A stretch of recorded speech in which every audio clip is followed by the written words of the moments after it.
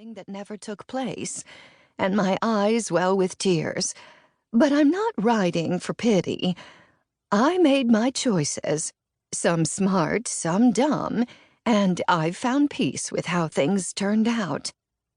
But I do regret what ruined your relationship with your sisters, and I hope you will honor my wishes. This quilt is important. Family is important. You are the heart of us, Gia. When I think of you girls and your personalities, I'm reminded of your beautiful kites. Madison is the solid anchor on the ground. Shelley is the high-flying kite itself. And you, my dear, are the string that keeps the two connected. I hate to put this burden on your shoulders, but you are the peacemaker and the only one who can mend things. Please come together. Finish the quilt. Repair the rift. Sow, heal, bloom, grow. This is my last request. All I want in this world is to see the Moonglow sisters happy and whole again. With all my abiding love, Grammy.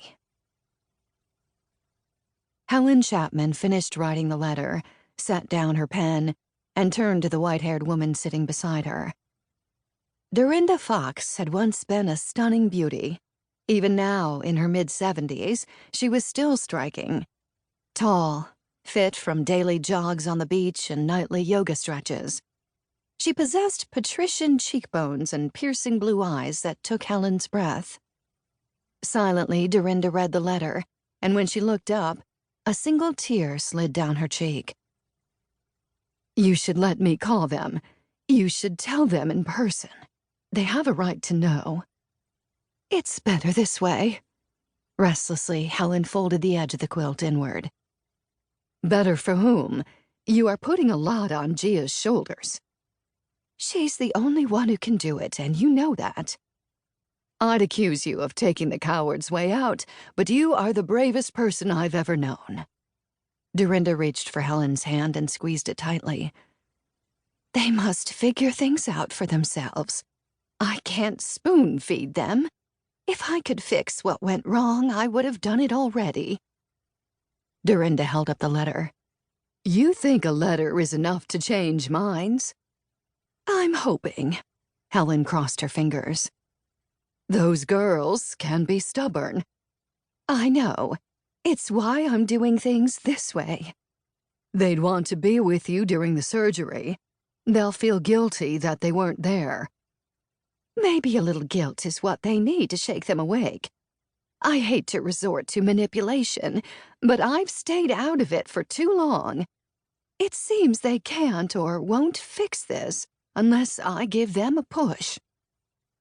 What if... Dorinda paused, gulped, lowered her voice. You don't come out of surgery. Helen smiled gently at the woman she'd known for 50 years. At the very least, they must deal with one another to handle my estate. And if you make it? Then perhaps the four of us can finish the quilt together. Dorinda was full-on crying now, tears slipping down her face in a steady stream. I hate cancer. Come on, Helen patted her arm. Don't cry. You'll stain the letter. Dorinda heaved a heavy sigh. Oh, you. Practical as always. Helen leaned over the quilt to hug her friend, the effort taking all her strength. Call them when I go into surgery. Not a minute before. They'll be so mad at me. Tell them it's my wishes. They'd been going around and around about this since her family physician had given Helen the bad news. Dorinda had wanted to call the girls immediately, but Helen knew her granddaughters. What if Madison doesn't come? Dorinda fretted. She will. What if we can't find Shelley? You will. Are you sure? Helen met Dorinda's eyes. You've never let me down. Not once. I wish I had your faith. Those girls are all so different, but they have one thing in common. What's that?